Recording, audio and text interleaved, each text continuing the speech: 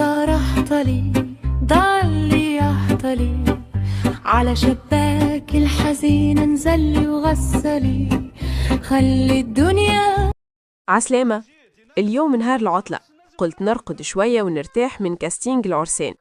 الدار هادية، ماماتي سوسن نظفت الصالة الكنبي تستنى فيا باش نركش ونقرأ كتاب. هدوء عالمي. فجأة صوت جرس الباب يضرب بعنف متكرر. يا فتاح يا عليم، شكون جاي توا؟ يا ماماتي سوسن استني تو نفتح أنا. بونجور يا قمر، شفتي الستوري تبعي؟ نزلت إنه أنا جاي والفولورز جنوا بدهم يشوفوا ديكور بيتك. سلمى، كويس إني لحقتك. قريت خبر في جريدة الظواهر الخفية إن النهاردة كوكب المريخ داخل في تربيع مع المشتري، وده معناه إن قراراتك العاطفية النهاردة هتكون كارثية. أنا جيت أحميكي من نفسك. يا أهلاً يا بنات، نورتوا. ده أنا لسه كنت بقول لسلمى البيت فاضي علينا، ادخلوا. ده أنا عاملة محشي ورق عنب وبوريك تونسي، ميكس يجنن. شفتوا الهدوء طار.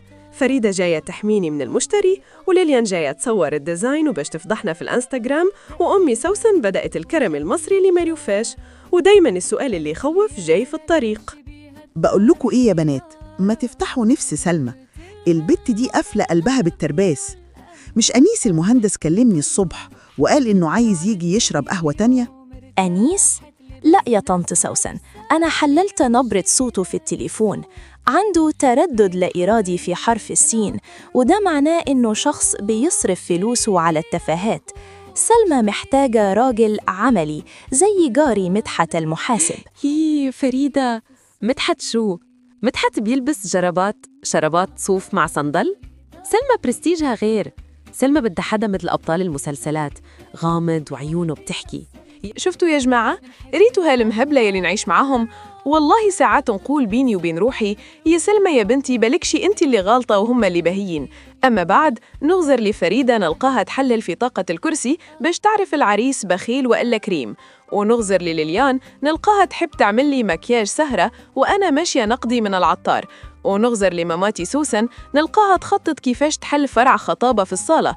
وقتها نتأكد اللي أنا الوحيدة العاقلة في هالمهبلة الكل.